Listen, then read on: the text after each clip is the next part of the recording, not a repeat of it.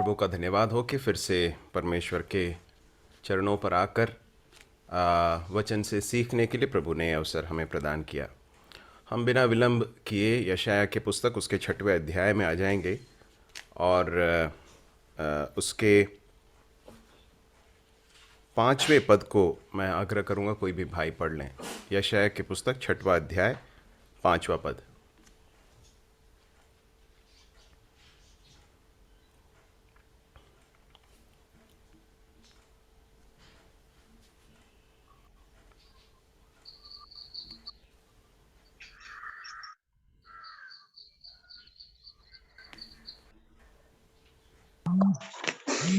तब मैंने कहा, हाय हाय, मैं नष्ट हुआ, क्योंकि मैं अशुद्ध होंठ वाला मनुष्य हूँ और अशुद्ध होंठ वाले मनुष्यों के बीच में रहता हूँ, क्योंकि मैंने सेनाओं के यहोवा महाराजाधिराज को अपनी आंखों से देखा है।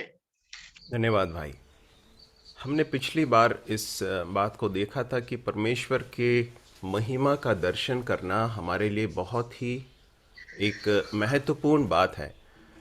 यदि हम ऐसा नहीं करते हैं, यदि हमारे जीवन में परमेश्वर की महिमा का दर्शन हमने नहीं किया है, परमेश्वर को जिस तरह से जानना चाहिए उस तरह से यदि हमने नहीं जाना है, तो फिर हमारे जीवन में जो परमेश्वर का कार्य होना चाहिए और हमारे जीवन के द्वारा जो कार्य होना चाहिए वो नहीं हो पाएगा। यहाँ पर हम देखते हैं जब यशाया ने परमेश्वर की महिमा का और उसकी पवित्रता का दर्शन किया। हमने पिछली बार देखा था कि परमेश्वर की महिमा में जो सबसे महत्वपूर्ण बात यशाया देखता है वो यह है कि वहाँ पर एक बात बार बार कही जा रही है कि सेनाओं का यहोवा पवित्र पवित्र पवित्र है, सारी पृथ्वी उसके तेज से भरपूर है।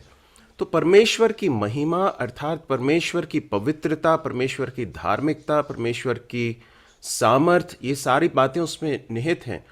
परंतु परमेश्वर की पवित्रता उसका एक ऐसा बुनियादी गुण है जो उसके सारे दूसरे गुणों के ऊपर उसका प्रभाव दिखाई पड़ता है।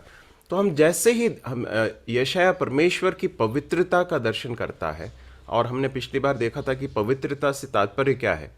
हमने इस बात को देखा था कि पवित्रता से अर्थ यह है कि परमेश्वर मनुष्य से बिल्कुल भिन्न है, और उसका दूसरा अर्थ यह है कि परमेश्वर में बिल्कुल भी अंधकार नहीं है। आगे जाकर हम एक भाग देखेंगे, पहला यूहन्ना की पुस्तक, जिसमें से हम उस भाग को देखकर उसमें से समझने की कोशिश करेंगे कि परमेश्वर की पवित्रता का अर्थ क्या है। परमेश्वर की पवित्रता का एक और अर्थ यह कि उसमें लेश मात्र भी अंधकार नहीं है। अपवित्रता की एक छोटा सा अंश भी उसमें नहीं है। और जब यशाया परमेश्वर की महिमा का, परमेश्वर की पवित्रता का दर्शन करता है तो उसका सबसे पहला प्रभाव उसके ऊपर पड़ता है। हम देखते हैं वो कहता है, हाय हाय, मैं नष्ट हुआ, क्योंकि मैं अशुद्ध होंठ वाला मनुष्य हूँ और अशुद्ध होंठ वाले मनुष्यों के बीच में रहता हूँ, क्योंकि मैंने सेनाओं के यहोवा महाराजाधिराज को अपनी आंखों से देखा है। पिछली बार मैंने आपको स्मरण दिलाया था, परमेश्वर का दर्शन पाने का अर्थ कुछ स्वप्न देखना या अपनी आंखों से कुछ विचित्र बातों को देखना मात्र नहीं है। अनेक लोगों को परमेश्वर ने ऐसा दर्शन दिया, यशाया को भी दिया। परंतु आज परमेश्वर हमें अपनी महिमा का दर्शन कैसे देते हैं? अपने पुत्र के द्वारा, अपने वचन के द्वारा। जब हम परमेश्वर के साथ समय व्यतीत करते हैं तब हमें समझ में आता है कि परमेश्वर कैसे हैं। परमेश्वर पवित्र है, और परमेश्वर की पवित्रता को जिसने समझा उसके जीवन में एक बात जो सबसे पहले होगी वो यह है कि वो अपने खुद के पाप को देखने लगेगा। वो कहता है कि हाय मुझ पर, मैं तो अशुद्ध होंठ वाला मनुष्य हूं। ये बहुत ही महत्वपूर्ण है कि वो अपने आप को पहले देखता है। यदि हम इसके पहले अध्याय को देखें, पहले अध्याय और उसके आगे के कुछ अध्यायों को, वहाँ पर हम इस बात को देख सकते हैं कि यशाया बार बार इज़राइली लोगों को ये कहता है कि हाय तुम पर, हाय तुम पर, तुम पूरी रीति से जो है घावों से भरे हुए हो। पहले अध्याय में आप देखेंगे तो वहाँ पर इस तरह के बहुत सारे बातों को वो कहता है, हाय तुम पर। परंतु जैसे ही यशाया परमेश्वर की पवित्रता का दर्शन करता है, उसे समझ में आता है कि परमेश्वर की पवित्रता के उस प्रकाश में, उस ज्योतिर्मय प्रकाश में मैं कितना अशुद्ध मनुष्य हूं। और वो कहता है कि हाय मुझ पर। और एक और बात जो ध्यान देने लायक बात है वो ये है कि वो कहता है कि मैं अशुद्ध होंठ वाला मनुष्य हूं। जरा इस बात को ध्यान दें कि इसी होंठ के साथ वो परमेश्वर की सेवा कर रहा था। परमेश्वर की सेवा करने के लिए यही होंठ सबसे बड़े उपकरण के रूप में या सबसे बड़े इंस्ट्रूमेंट के रूप में वो यूज कर रहा था, इस्तेमाल कर रहा था। परंतु उसने इस बात को देख लिया कि उसके पास जो सबसे बड़ा वरदान भी जो है, अर्थात उसके होंठ, उन्हें भी परमेश्वर के द्वारा पवित्र किए जाने की जरूरत है। परमेश्वर की पवित्रता का जो तेज है, उसके प्रकाश में उसे समझ में आया कि उसके अंदर वो कितना परमेश्वर के स्वभाव से बिल्कुल दूर है। इस बात को वो समझ में आता है। जब तक हमारे जीवन में परमेश्वर की महिमा को हम नहीं देखेंगे, परमेश्वर कितने पवित्र हैं इस बात को नहीं समझेंगे, तब तक हम अपने आप को नहीं देख पाएंगे। और जब अपने आप को नहीं देख पाएंगे तो हम दूसरों को भी जैसे परमेश्वर देखते हैं वैसे नहीं देख पाएंगे। परमेश्वर जिस तरह से चीज़ों को देखते हैं उस तरह से हम नहीं देख पाएंगे। अक्सर हम अपने आप को दूसरों के साथ कंपेयर करते हैं, तुलना करते हैं कि मैं उससे बेहतर हूं, मैंने उसके समान तो कुछ किया नहीं है, या फिर मैं उसके समान व्यवहार करने वाला व्यक्ति नहीं हूं, इसके समान व्यवहार करने वाला व्यक्ति नहीं। हम अक्सर अपने आप को दूसरे मनुष्यों के साथ तुलना करके देखते हैं। परंतु जैसे ही एक व्यक्ति परमेश्वर की पवित्रता को समझ लेता है, वो ये तुलना करने का काम जो है वो बंद कर देता है और वो खुद अपने आप को देखने लगता है। मेरे प्रिय भाइयों, जब परमेश्वर के चरणों पर आज हम बैठे हैं और आगे भी शायद इसके बारे में आप विचार करेंगे, मैं आपसे आग्रह करना चाहता हूं कि हम परमेश्वर के चरणों पर बैठें और परमेश्वर कितने महान है, कितने पवित्र हैं, इस बात को परमेश्वर हमारे अंतर्मन पर प्रकाशित करे, इस बात के लिए हम प्रार्थना करें। हम यहाँ पर देखते हैं कि यशायाह जो परमेश्वर का दास है, परमेश्वर के लिए बहुत काम आने वाला दास है, वो खुद इस बात को कहता है कि हाय मुझ पर, मैं अशुद्ध होंठ वाला मनुष्य हूँ। देखिए मेरे प्रिय भाइयों, एक बात जिसे हम परमेश्वर के वचन से स्पष्ट समझते हैं वो ये है कि प्रभु यीशु मसीह पर विश्वास करने वाले हर विश्वासी को परमेश्वर ने धर्मी ठहराया है। परमेश्वर ने उसे धर्मी ठहराया, अर्थात परमेश्वर ने उसे पवित्र किया है। परमेश्वर ने उसे परमेश्वर के सामने एक पवित्र या धर्मी होकर एक स्थान दिया है, एक पोजीशन दिया है। परंतु इसका अर्थ ये कतई नहीं है कि हमारे जीवन में पाप नहीं होते। इसलिए हम पहला यूहन्ना की पुस्तक में यदि आ जाएं, मैं चाहूंगा कि हम उस भाग को निकाल लें, पहला यूहन्ना उसका पहला अध्याय। मैं आग्रह करूंगा जो भी भाई पढ़ेंगे वो जरा जल्दी से निकाल लें। पहला यूहन्ना उसका पहला अध्याय और उसके पांचवें पद को पढ़ लें, पांचवें पद को पढ़ लें। जो समाचार हमने उससे सुना और तुम्हें सुनाते हैं वह यह है कि परमेश्वर ज्योति है और उसमें कुछ भी अंधकार नहीं। धन्यवाद भाई। जो समाचार हमने उससे सुना और तुम्हें सुनाते हैं वो यह है कि परमेश्वर ज्योति है और उसमें कुछ नहीं, कुछ भी अंधकार नहीं। आप जानते हैं किसने लिखा? प्रभु यीशु मसीह के प्रिय शिष्य यूहन्ना ने लिखा, जो प्रभु यीशु मसीह के बहुत करीब रहता था। ऐसा लिखा है, ऐसा हम पढ़ते हैं कि वो प्रभु की छाती से लगा रहता था, प्रभु भी उससे बहुत प्रेम करता, ऐसा हम पढ़ते हैं। परंतु प्रकाशित वाक्य की पुस्तक भी उसी ने लिखी और पतमोस के द्वीप पर जब वो था, जब प्रभु यीशु मसीह के तेज का दर्शन उसने किया, प्रभु यीशु मसीह की महिमा का एक दर्शन उसने किया, हम पढ़ते हैं कि मैं मरे हुए व्यक्ति के समान गिर पड़ा, ऐसा लिखा है। वो कपकपी ने उसे पकड़ लिया। मेरे प्रिय भाइयों, परमेश्वर का दर्शन, परमेश्वर की पवित्रता का दर्शन यूहन्ना को जब मिला, तब वो कहता है कि क्या कहता है? वह ज्योति है, परमेश्वर ज्योति है और उसमें कुछ भी अंधकार नहीं है। तो इसका अर्थ क्या है? कि उसके अंदर अशुद्धता बिल्कुल भी नहीं है। और हम यदि अपने जीवन को देखें तो हम इस बात को देख सकते हैं कि हमारे जीवन में अनेक बार पाप के कारण कलुषता या पाप के कारण मलिनता आ जाती है। तो यहां पर इस अध्याय को और इस पूरी पत्री को यदि हम देखेंगे तो एक बात बार बार यूहन्ना कहता है, वो यह है कि चूंकि परमेश्वर ज्योति है, इसलिए ज्योति में चलना एक विश्वासी की निशानी है। इस बात को हमें समझने की जरूरत है कि परमेश्वर ज्योति है। ज्योति में चलने का अर्थ क्या है? परमेश्वर के साथ साथ चलना। इसका अर्थ क्या है? परमेश्वर के प्रकाश में चलना, परमेश्वर के साथ की सहभागिता में चलना।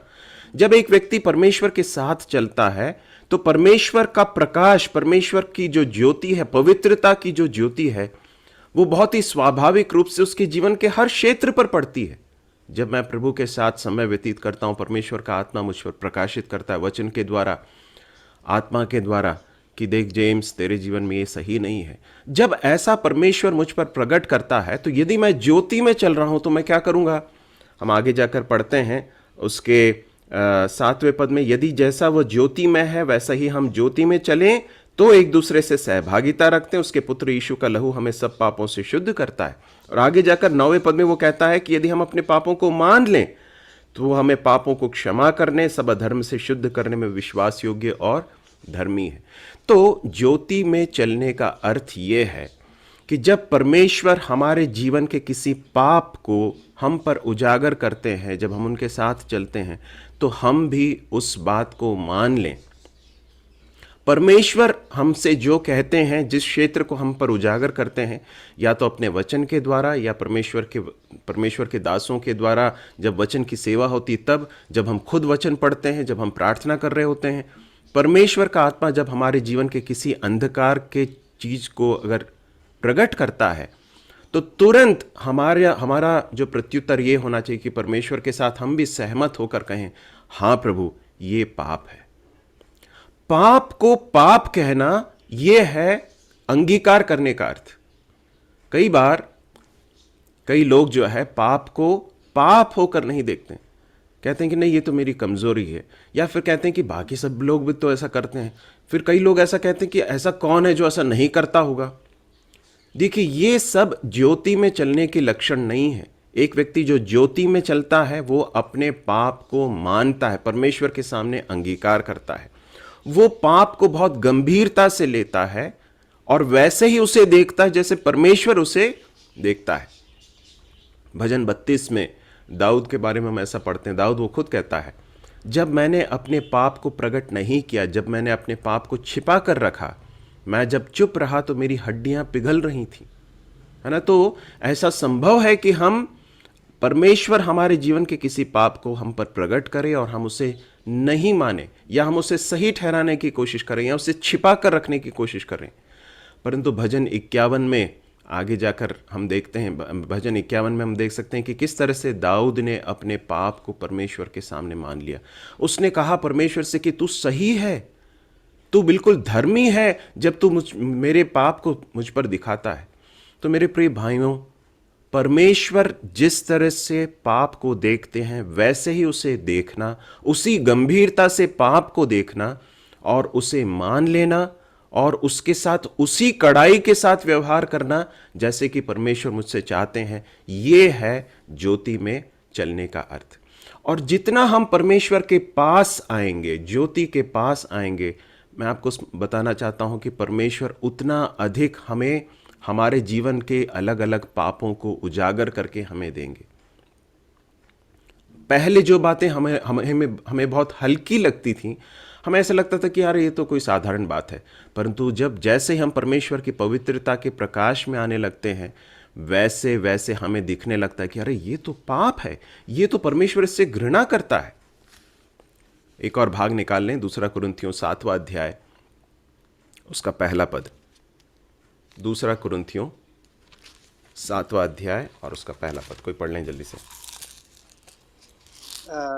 अतः हे प्रियो, जब कि ये प्रतिज्ञाएं हमें मिली है, तो आओ हम अपने आप को शरीर और आत्मा की सब मलिनता से शुद्ध करें और परमेश्वर का भय रखते हुए पवित्रता को सिद्ध करें। पवित्रता को सिद्ध करने की बात कही जा रही है। परमेश्वर के भय में पवित्रता को सिद्ध करने की बात कही जा रही है। और वो कैसे होता है? आत्मा और शरीर को मलिन करने वाले हर बात से अपने आप को शुद्ध करते हुए। ऐसी हर बात से हमें अपने आप को शुद्ध करना है परमेश्वर का वचन हमें स्मरण दिलाता है कि हम अपने आप को हर उस बात से जो हमारे शरीर को और हमारे आत्मा को मलिन करे, ऐसी बातों से हम अपने आप को शुद्ध रखें। रोमियो उसके 6वें अध्याय में प्रेरित पौलुस हमें स्मरण दिलाता है कि किस तरह से हमारे शरीर के अंगों को हमें परमेश्वर के लिए धार्मिकता के हथियार होकर सौंपना है। दूसरा तिमुथियुस के 2 अध्याय में प्रेरित पौलुस तिमुथियुस को स्मरण दिलाता है। वो भी प्रभु की सेवा करने वाला एक व्यक्ति है, प्रभु के कलीसिया में एक बहुत ही जिम्मेदार भाई है। उसको प्रेरित पौलुस स्मरण दिलाता है कि तेरी जवानी को कोई तुच्छ न जानने पाए। और वो कहता है कि जवानी की अभिलाषाओं से भाग। वो कहता है कि यदि कोई अपने आप को इन बातों से शुद्ध करेगा तो वो परमेश्वर के लिए स्वामी के काम आएगा, आदर का बर्तन ठहरेगा, परमेश्वर के लिए काम आएगा। मेरे प्रिय भाइयों, हमें अपने आप को बहुत गार्ड करने की, सुरक्षित करने की, सुरक्षित रखने की जरूरत है। पाप एक ऐसी बात है जिसका परमेश्वर के साथ कोई संबंध नहीं है, और हम जिसकी सेवा कर रहे हैं, पतरस की पत्री में पतरस स्मरण दिलाता है, परमेश्वर मनुष्य अपने लोगों से कहता है कि मैं पवित्र हूं, इसलिए तुम भी पवित्र बनो। हमें पवित्रता का जीवन जीने के लिए जो सबसे बड़ा जो मोटिवेशन है या जो सबसे बड़ी प्रेरणा, वो क्या है? क्योंकि जिसकी हम सेवा कर रहे हैं वो भी पवित्र है। विशेषकर हम जो प्रभु की सेवा करते हैं, हम जब विपरीत यौन के लोगों के साथ व्यवहार करते हैं, स्त्रियों के या महिलाओं के साथ जब हम व्यवहार करते हैं, तो हमें बहुत बहुत ध्यान रखने की ज़रूरत है, बहुत ही सतर्क रहने की ज़रूरत है, ताकि हमारे आचरण से, हमारी बातचीत से, हमारे वैचारिक जीवन से किसी तरह से परमेश्वर के नाम की निंदा न होने पाए। परमेश्वर ने, जिस परमेश्वर की हम सेवा कर रहे हैं, वो पवित्रता की बहुत ही ऊंची मांग हमसे करता है। हम जिस तरह की बातों को बोलते हैं, इफिसियों की पत्री में 4 अध्याय में हम पढ़ते हैं, इफिसियों 4 अध्याय के 29वें पद को यदि हम पढ़ें, जरा जल्दी से हम पढ़ेंगे, 4 का 29, कोई गंदी बात तुम्हारे मुंह से न निकले, पर आवश्यकता के अनुसार वही निकले जो उन्नति के लिए उत्तम हो, ताकि उससे सुनने वालों पर अनुग्रह हो। दूसरा कुरिन्थियों 10वें अध्याय के 5वें पद में हम ऐसा पढ़ते हैं, प्रेरित पौलुस कहता है कि हम हर एक विचार को, हर एक भावना को कैद करके मसीह का आज्ञाकारी बना देते हैं। तो इसका अर्थ क्या है? हमारे दिन प्रतिदिन के जीवन में हमें, परमेश्वर की सेवा करने वाले हम दासों को, ये बहुत ही महत्वपूर्ण है कि हम अपने वैचारिक जीवन को, अपनी भावनाओं को भी मसीह का आज्ञाकारी बनाएं। जिस परमेश्वर की हम सेवा करते हैं वो पूरी रीति से पवित्र है। उसकी पवित्रता का दर्शन पाने वाला व्यक्ति, ये जरूरी है कि वो अपने खुद के जीवन को उस पवित्रता के प्रकाश में देखने लगेगा। इब्रानियों की पुस्तक उसका 12वां अध्याय और उसका 4 पद को भी हम जरा पढ़ेंगे। इब्रानियों की पुस्तक 12वां अध्याय उसका 4 पद, तुमने पाप से लड़ते हुए उससे ऐसी मुठभेड़ नहीं की कि तुम्हारा लहू बहा हो। इब्रानियों का लेखक यहां बताना चाहता है कि पाप हमारा शत्रु है, क्योंकि पाप ऐसी बात है जिससे परमेश्वर घृणा करते हैं, और वो हमारा शत्रु, वो बर्बाद करने वाली चीज है। इसलिए पाप को अपने शत्रु के रूप में देखना है। यहां पर वो कहता है कि तुम्हारी ऐसी मुठभेड़ नहीं हुई कि तुम्हारा लहू बहा हो। अर्थात यह है कि पाप के साथ हमारा जो संबंध है वो कैसा है? वैसा ही है जैसा एक शत्रु के साथ होता है। यदि उसको अगर हराया नहीं गया तो वो हमें हरा देगा। मुठभेड़ एक बहुत ही एक पावरफुल शब्द है।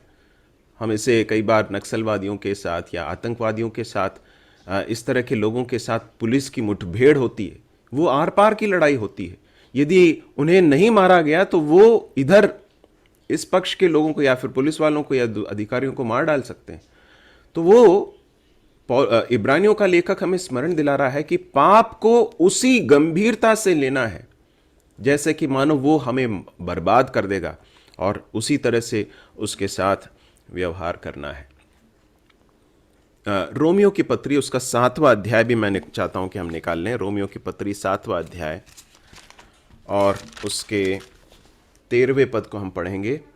उसके अंतिम भाग में लिखा है, परंतु पाप उस अच्छी वस्तु के द्वारा मेरे लिए मृत्यु का उत्पन्न करने वाला हुआ कि उसका पाप होना प्रकट हो और आज्ञा के द्वारा पाप बहुत ही पापमय ठहरे। अंग्रेजी में इस तरह से लिखा है, so that sin will become all the more sinful, exceedingly sinful. इसका अर्थ क्या है? देखिए, पाप हमारे लिए अत्यधिक पापमय कब होने लगता है? पाप कितना गंभीर, उस बात को हम कब समझने लगते हैं? तब समझने लगते हैं जब हम परमेश्वर के चरणों पर जाकर देखते हैं कि हमारा प्रभु कितना पवित्र है। तब हमें समझ में आने लगता, हमारे जीवन की छोटी छोटी क्षेत्र हमें दिखाने लगते हैं जो हमें पहले लगते नहीं थे कि वो पाप है। उदाहरण के लिए, ईर्ष्या रखना। किसी दूसरे व्यक्ति के भलाई को देखते हुए यदि मेरे मन के अंदर उस व्यक्ति के प्रति ईर्ष्या के भाव आते हैं तो वो पाप है, वो परमेश्वर के स्वभाव से विचलन है। यदि मेरे अंदर घमंड आता है, यदि स्वार्थता आती है, हाँ, मनुष्यों के प्रीति को पाने के लिए, मनुष्यों की प्रशंसा पाने के लिए यदि मैं बहुत कोशिश करता हूं, आलस, हाँ, वासना के विचार, और फिर हिपोक्रेसी को क्या कहते हैं, कपट, या फिर पाखंड, बाहर से कुछ और दिखाना और अंदर से कुछ होना, अविश्वास, ये सब क्या है? पाप है। इन बातों को उसी गंभीरता से कि परमेश्वर किस तरह से देखते हैं, तब ही हम देख पाएंगे जब हम परमेश्वर के चरणों पर आएंगे।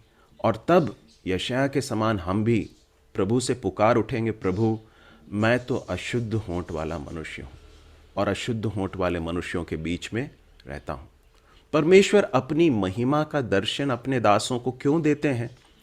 पहला कारण यह है ताकि वो जो दर्शन है, पवित्रता का जो दर्शन है, वो परमेश्वर के दास उससे जकड़ लिए जाएं, पकड़ लिए जाएं, वो बदल जाएं, और उसके बाद इसलिए कि परमेश्वर उन्हें अपने हाथों में एक अच्छे औजार के रूप में काम में लाने पाए। जो प्रभु की सेवा में हैं, हम जो प्रभु की सेवा कर रहे हैं, ये बहुत ही महत्वपूर्ण है कि हम परमेश्वर की महिमा का दर्शन करें, क्योंकि यदि हमारे जीवन में परमेश्वर की उस पवित्रता से विचलन होता है तो हम एक नहीं बल्कि अनेक लोगों को प्रभावित करते हैं। किसी ने इस तरह से कहा, लंदन में एक बहुत बड़ा एक घड़ी है जिसे कहते हैं बिग बेन। तो किसी व्यक्ति ने इस तरह से कहा कि आपके हाथ की जो घड़ी है वो यदि आप गलत अगर समय दिखाती है तो उससे वो प्रभाव नहीं पड़ेगा जब जो उस लंदन के उस बिग बेन में जो समय दिखाया जा रहा है उसमें अगर वो गलती दिखाएगा तो वो प्रभाव बहुत ज्यादा होगा, क्योंकि अनेक लोग उस घड़ी को देखकर अपनी घड़ी को एडजस्ट करते हैं। आप समझ रहे हैं इस बात को? जो नेतृत्व में हैं, जो सेवा कर रहे हैं, उनसे परमेश्वर का वचन बहुत ही ऊंचे मापदंड की अपेक्षा करता है। हमसे परमेश्वर बहुत ही ऊंचे मापदंड की अपेक्षा करता है। क्यों? क्योंकि यदि हम विफल होते हैं तो हम अपने साथ साथ अनेक लोगों को प्रभावित करते हैं। हम और भी बहुत सारे लोगों को विफलता में, पराजय में या पाप में हम ले जा सकते हैं। इजराइल के इतिहास को ही देख लें। जो अभक्तिपूर्ण जीवन जीने वाले जो राजा थे या जो याजक थे, वे उन्होंने परमेश्वर के लोगों को उस तरह की बातों में धकेल दिया, जबकि परमेश्वर का भय मानने वाले भक्त जो राजा थे या जो याजक थे, जो भविष्यद्वक्ता थे, उन्होंने परमेश्वर के लोगों को उस दिशा में वो ले गए। मेरे प्रिय भाइयों, परमेश्वर हमसे क्या अपेक्षा करता है? परमेश्वर हमसे अपेक्षा करते हैं कि हम उनके चरणों पर बैठकर उनकी महिमा को देखें। परमेश्वर की महिमा को देखना सिर्फ एक बार का अनुभव नहीं है, परंतु बार बार, दिन प्रतिदिन हमें परमेश्वर के महिमा को देखने की ज़रूरत है। मैं चाहूँगा कि एक और भाग हम जरा जल्दी से निकाल लें। 2 कुरिन्थियों 3 अध्याय और उसका 18वां पद। 2 कुरिन्थियों 3 अध्याय 18वां पद, कोई भी जल्दी पढ़ लें।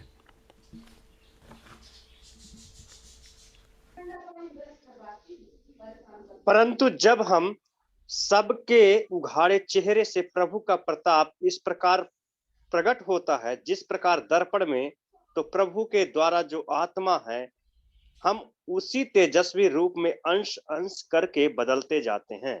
धन्यवाद भाई। जब हमारे उघाड़े चेहरे से, उघाड़े मतलब ऐसा चेहरा जिसके ऊपर कोई पर्दा नहीं पड़ा है, बिना पर्दे को हटाकर हम जब हमारे उघाड़े चेहरे से हम किसको निहारते हैं? परमेश्वर की महिमा को निहारते हैं। प्रभु यीशु मसीह के चेहरे पर प्रभु की महिमा को निहारते रहते हैं, तो क्या होता है? उसका प्रभाव क्या होता है आप जानते हैं? हम अंश अंश करके उसके अनुसार उसके स्वरूप में बदलते जाते हैं, ऐसा लिखा है। मेरे प्रिय भाइयों, यदि हम परमेश्वर के लिए काम आना चाहते हैं, परमेश्वर के लिए प्रयुक्त होना चाहते हैं एक अच्छे औजार के रूप में, तो ये तो बहुत ही बुनियादी शर्त है कि हम परमेश्वर के चरणों पर बैठें और देखें कि वो कैसा है। जितना हम उसके साथ समय व्यतीत करेंगे उतना हम बदलते जाएंगे। एक गीत है ना, जितना मैं उसके संग संग चलूंगा उसके अनुरूप ढलता रहूंगा।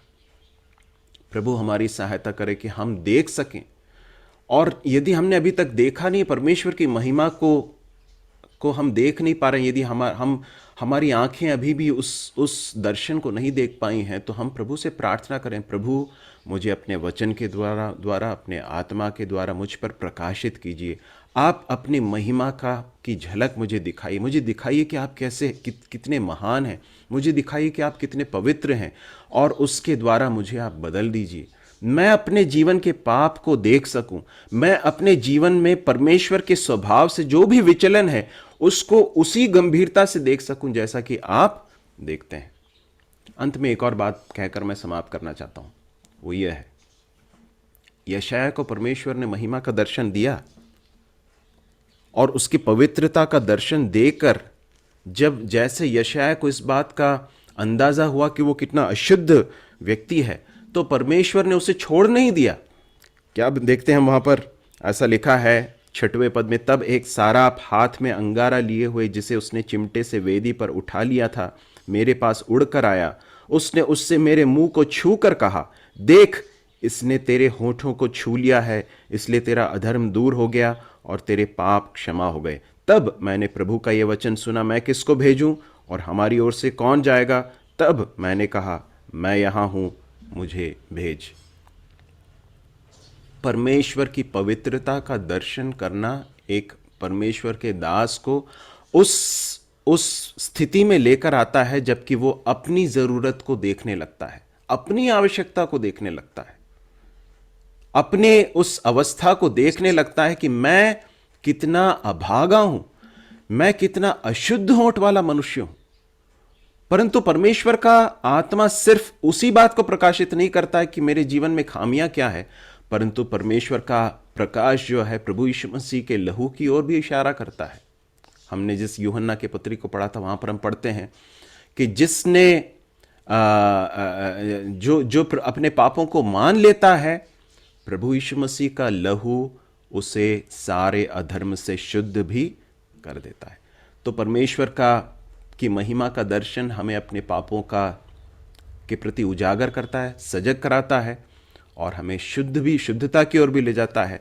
और तब हम परमेश्वर की आवाज को और भी स्पष्टता से सुनने के लिए और उसके प्रति अपना प्रत्युत्तर देने के लिए सही अवस्था में आ जाते हैं। प्रभु हमारी सहायता करे। बहुत सारे भाग हैं जो परमेश्वर की जो सेवा करने वाले लोग हैं उनके लिए प्रयोग बताए गए हैं, जहां पर परमेश्वर का वचन बताता है कि परमेश्वर की सेवा करने वाले लोगों को पवित्र रहना है। हम तीतुस की पत्री पहले अध्याय में पढ़ते हैं, उसके 6 से 9 में उसमें एक बात लिखा है कि जो परमेश्वर का जो दास है या परमेश्वर की सेवा करने वाला जो अध्यक्ष है, उसके बारे में लिखा है कि वो संयमी रहे, वो खराई से चलने वाला हो, वो पवित्र हो, वो अनुशासित हो। ये सब बातें क्यों मांग की जाती हैं? क्योंकि परमेश्वर जिसकी हम सेवा कर रहे हैं वो बहुत ही पवित्र परमेश्वर है। प्रभु अपने इस वचन के द्वारा हमें जकड़ ले, और सिर्फ इस संदेश को सुनने मात्र से ये नहीं होगा, हम अपने अपने घरों में जहाँ भी हैं हम परमेश्वर के सामने बैठें, परमेश्वर के चरणों पर बैठकर प्रभु से कहें, प्रभु मुझे दिखाइए कि आप कैसे हैं। और निश्चित रूप से ये हमारे जीवन को बदलने वाला और परमेश्वर के लिए और भी समर्पित होकर प्रभु के लिए काम आने वाले एक दास के रूप में हमें बदल देगा। परमेश्वर के नाम की महिमा हो। इस समय के लिए प्रभु का धन्यवाद हो। परमेश्वर के नाम की महिमा हो।